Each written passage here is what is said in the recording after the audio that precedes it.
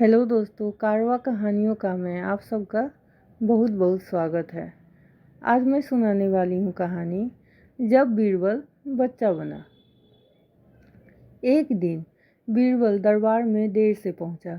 जब बादशाह ने देरी का कारण पूछा तो वह बोला, मैं क्या करता हुजूर, मेरे बच्चे आज ज़ोर ज़ोर से रोकर कहने लगे कि दरबार में ना जाऊँ।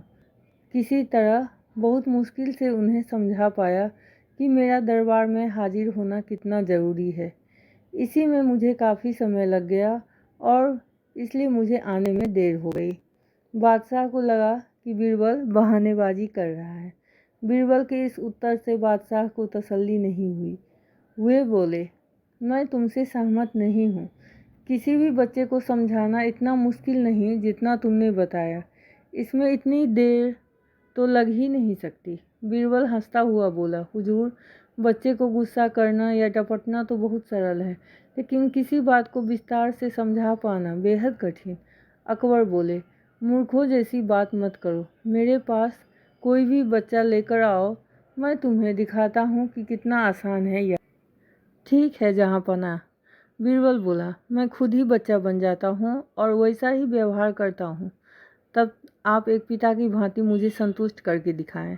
फिर बीरबल ने छोटे बच्चों की तरह बर्ताव करना शुरू कर दिया। उसने तरह तरह के मुंह बनाकर अकबर को चिढ़ाया और किसी छोटे बच्चे की तरह दरबार में यहाँ वहाँ उछलने कूदने लगा। उसने अपनी पगड़ी जमीन पर फेंक दी। फिर वह जाकर अकबर की गोद में बैठ गया और लगा उनकी मूंछों से छेड़छाड़ करने। बादशाह कहते ही रह गए, नहीं नहीं मेरे बच्चे, ऐसा मत करो, तुम तो मुझे अच्छे बच्चे हो। सुनकर बीरबल ने ज़ोर ज़ोर से चिल्लाना शुरू कर दिया। तब अकबर ने कुछ मिठाइयाँ लाने का आदेश दिया, लेकिन बीरबल ज़ोर ज़ोर से चिल्लाता ही रहा। अब बादशाह परेशान हो गए, लेकिन उन्होंने धैर्य बनाए रखा। वह बोले, बेटा, खिलौने से खेलोगे? देखो कितने सुंदर खिलौने हैं। बीरबल रोता हुआ बोला, नहीं, मैं तो गन्ना खाऊं। अकबर मुस्कुराया और गन्ना लाने का आदेश दिया। थोड़ी ही देर में एक सैनिक कुछ गन्ने लेकर आ गया, लेकिन बीरबल का रोना नहीं थमा। वह बोला, मुझे गन्ना नहीं चाहिए, मुझे गन्ना छोटे छोटे टुकड़ों में कटा गन्ना दो, मुझे बड़ा गन्ना नहीं चाहिए। अकबर ने एक सैनिक को बुलाकर कहा कि वह गन्ने के छोटे छोटे टुकड़े कर दे। यह देखकर बीरबल और ज़ोर से रोता हुआ बोला, नहीं, सैनिक गन्ना नहीं काटेगा, आप खुद काटें इसे। अब बादशाह का मिजाज बिगड़ गया, लेकिन उनके पास गन्ना काटने के अलावा कोई चारा न था, और करते भी क्या, खुद अपने ही बिछाए जाल में फंस गए थे। वह गन्ने के टुकड़े करने के बाद उन्होंने बीरबल के सामने रखते हुए बोले, अकबर, लो इसे खा लो बेटा। अब बीरबल ने बच्चे की भांति मचलते हुए कहा, नहीं, मैं तो पूरा गन्ना ही खाऊंगा। बादशाह ने एक साबुत गन्ना उठाया और बीरबल को देते हुए बोले, लो पूरा गन्ना और रोना बंद करो।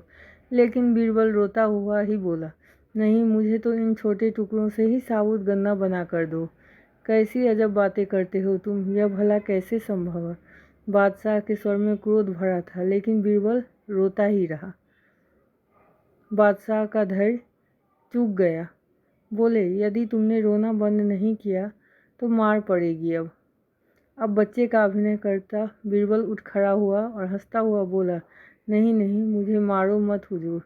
अब आपको पता चला कि बच्चे की बेतुकी जिदों को शांत करना कितना मुश्किल काम है। बीरबल की बात से सहमत थे अकबर।